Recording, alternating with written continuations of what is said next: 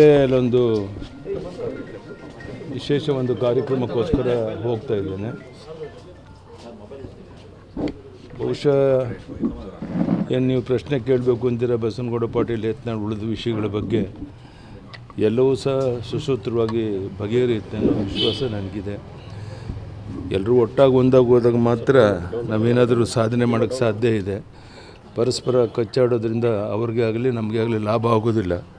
So ಆದ್ದರಿಂದ ಈ ಅಧಿವೇಶನದಲ್ಲಿ ಎಲ್ಲರೂ ಒಟ್ಟಾಗಿ ಈ ಸರ್ಕಾರದ ವೈಫಲ್ಯತೆ ವಿರುದ್ಧ ಹೋರಾಟ ಮಾಡೋಕ್ಕೆ ಒಟ್ಟಾಗಿ ಕೆಲಸ ಮಾಡಬೇಕು ಅಂತೇಳಿ ವಿನಂತಿಯನ್ನು ಮಾಡ್ತೇನೆ. ಸರ್, ಸಮಾವೇಶ ಆಗ್ತದೆ, ಹಾಸನದಲ್ಲಿ ಸಮಾವೇಶ ಆಗ್ತದೆ, ಕಾಂಗ್ರೆಸ್ ಸಮಾವೇಶ ಮಾಡ್ತಿದ್ದಾರೆ, ಕಾಂಗ್ರೆಸ್ಸಲ್ಲಿ ಸಮಾವೇಶ ಗೊತ್ತಿದೆ, ಮಾಡಲಿ ಪಾಪ ಅವ್ರ ಪಕ್ಷಕ್ಕೆ ಬಿಟ್ಟಿದ್ದು ಕಾರ್ಯಕ್ರಮ. ನಾವು ಅದನ್ನು ಟೀಕೆ ಮಾಡೋಕ್ಕೆ ನಮಗೇನು ಅಧಿಕಾರ ಇದೆ?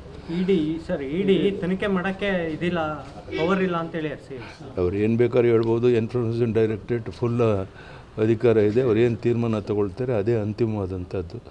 ತಮ್ಮ ವಿರುದ್ಧ ಅವರು ಒಂದು ಸಾಕ್ಷ್ಯಾಧಾರಗಳು ಸಿಕ್ಕಿ ಹೇಳಿಕೆಯನ್ನು ಕೊಡ್ತಾ ಇರೋದ್ರಿಂದ ಗಾಬರಿಯಾಗಿ ಈ ರೀತಿ ಮುಖ್ಯಮಂತ್ರಿ ಹೇಳಿಕೆಯನ್ನು ಕೊಡ್ತಾ ಇದ್ದಾರೆ. ಒಬ್ಬ ಮುಖ್ಯಮಂತ್ರಿಯಾಗಿ ಎನ್ಫೋರ್ಸ್ಮೆಂಟ್ ಡೈರೆಕ್ಟರೇಟ್ ಬಗ್ಗೆ ಗೌರವದಿಂದ ನಡ್ಕೊಳ್ಬೇಕು ಮತ್ತು ವಾಸ್ತವಿಕ ಸ್ಥಿತಿಯನ್ನು ತಿಳಿಸುವಂಥ ಪ್ರಯತ್ನ ಮಾಡಬೇಕೇ ಹೊರತು ಈ ಥರ ಟೀಕೆ ಮಾಡುವಂಥ ಅವ್ರಿಗೆ ಶೋಭೆ ತರುವಂಥದ್ದಲ್ಲ ಅಂತ ಹೇಳಕ್ಕೆ ನಾನು ಇಚ್ಛೆ ಪಡ್ತೀನಿ. ಧನ್ಯವಾದ, ನಮಸ್ಕಾರ. ಸರ್, ರಾಜ್ಯಪಾಲರ ಅಧಿಕಾರ ಮೊಟಕುಗೊಳಿಸೋಕ್ಕೆ ಪ್ರಯತ್ನ ಆಗ್ತದೆ ಸರ್ಕಾರದಿಂದ. ಸರ್, ರಾಜ್ಯಪಾಲರ ಅಧಿಕಾರ ವಿವಿಗಳಲ್ಲಿ